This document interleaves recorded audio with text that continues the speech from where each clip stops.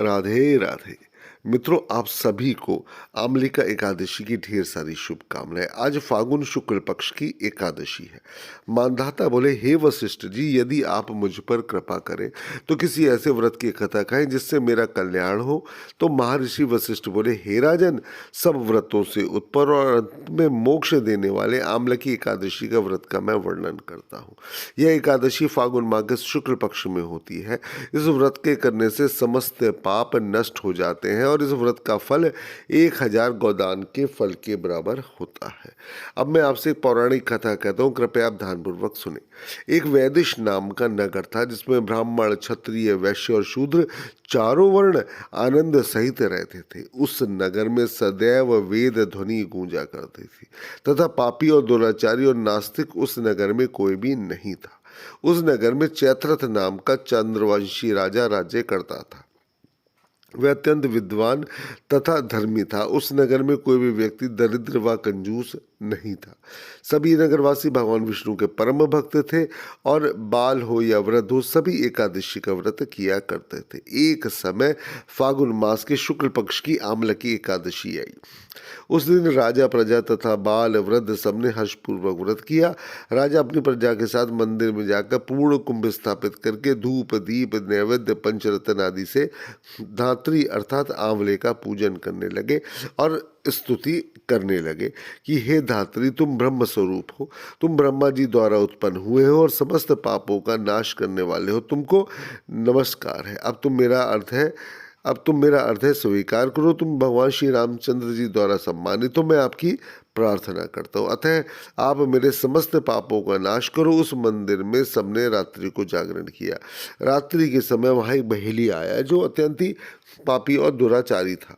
वह अपने कुटुंब का पालन जीव हत्या करके किया करता था। भूख और प्यास से अत्यंत व्याकुल वह बहेलिया इस जागरण को देखने के लिए मंदिर के कोने में बैठ गया तथा भगवान विष्णु और एकादशी महात्म्य की कथा सुनने लगा। इस प्रकार अन्य मनुष्यों की भांति उसने भी सारी रात जाग कर बिता दी। प्रातः काल होते ही सब लोग अपने घर चले गए तो बहेलिया भी अपने घर चला गया। घर जाकर उसने भोजन किया। कुछ समय बीतने के पश्चात उस बहेलिया की मृत्यु हो गई, मगर उस आमले का एकादशी के व्रत तथा जागरण से उसने राजा विदुरथ के घर जन्म लिया और उसका नाम वसुरथ रखा गया। युवा होने पर वह चतुरंगिनी सेना के सहित तथा धन धान्य से युक्त होकर 10,000 ग्रामों का पालन करने लगा। वह तेज में सूर्य के समान, कांति में चंद्रमा के समान, वीरता में भगवान विष्णु के समान और क्षमा में पृथ्वी के समान था। वह अत्यंत धार्मिक, सत्यवादी, कर्मवीर तथा विष्णु भक्त था।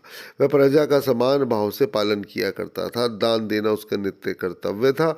एक दिन राजा शिकार खेलने के लिए गया। दैव योग से वह मार्ग भूल गया और दिशा ज्ञान न रहने के कारण उसी वन में एक वृक्ष के नीचे सो गया। थोड़ी देर बाद पहाड़ी मलेच्छ वहां पर आ गए और राजा को अकेला देखकर मारो मारो शब्द करते हुए राजा की ओर दौड़े। मलेच्छ कहने लगे, इसी दुष्ट राजा ने हमारे माता पिता, पुत्र पौत्र आदि का अनेक संबंधियों को मारा है तथा देश से निकाल दिया है, अतः इसको अवश्य मारना चाहिए। ऐसा कहकर वे मलेच्छ उस राजा को मारने दौड़े और अनेक प्रकार के अस्त्र शस्त्र उसके ऊपर फेंके।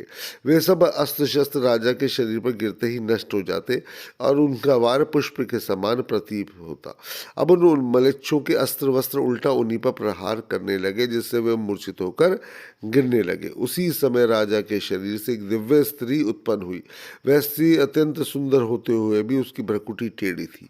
उसकी आंखों से लाल लाल अग्नि निकल रही थी, जिससे वह दूसरे काल के समान प्रतीत होती थी। वह स्त्री मलेच्छों को मारने दौड़ी और थोड़ी ही देर में उसने उन सब मलेच्छों को काल के गाल में पहुंचा दिया। जब राजा सोकर उठा तो उसने मलेच्छों को मरा हुआ देखकर कहा, इन शत्रु को किसने मारा है? इस वन में मेरा कौन हितैषी रहता है? वह ऐसा विचार कर रहा था कि एक आकाशवाणी हुई, हे राजा, इस संसार में भगवान विष्णु के अतिरिक्त कौन तेरी सहायता कर सकता है? इस आकाशवाणी को सुनकर राजा अपने राज्य में आ गया और सुखपूर्वक राज्य करने लगा। महर्षि वशिष्ठ बोले, हे राजन, ये आमलिका एकादशी के व्रत का प्रभाव था। जो मनुष्य इस आमलिका एकादशी का व्रत करते हैं वे प्रत्येक कार्य में सफल होते हैं और अंत में विष्णु लोक को जाते हैं। श्री कृष्ण गोविंद हरे मुरारी, हे नाथ नारायण वासुदेवाय। हरे कृष्ण कृष्ण कृष्ण हरे हरे, हरे राम राम राम हरे हरे, हरे राम राम राम हरे हरे, हरे कृष्ण कृष्ण कृष्ण हरे हरे। मित्रों, आज के दिन आपको जो उपाय करना चाहिए वह मैंने आप इससे पहले जो पंचांग डाला है उसमें आपको बताया है। कृपया आज के दिन, एकादशी के दिन, यह उपाय अवश्य करना चाहिए।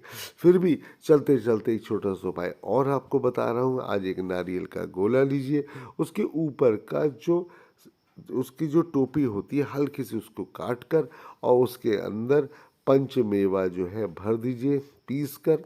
और जब तक पीस कर भरते रहे, श्रीम श्रीम श्रीम मंत्र का जाप करते रहे।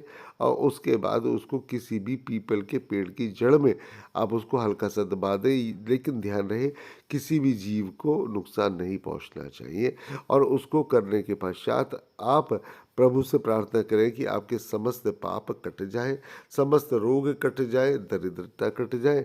और यह कह के प्रभु के चरणों में प्रणाम करके आप वापस आ सकते हैं।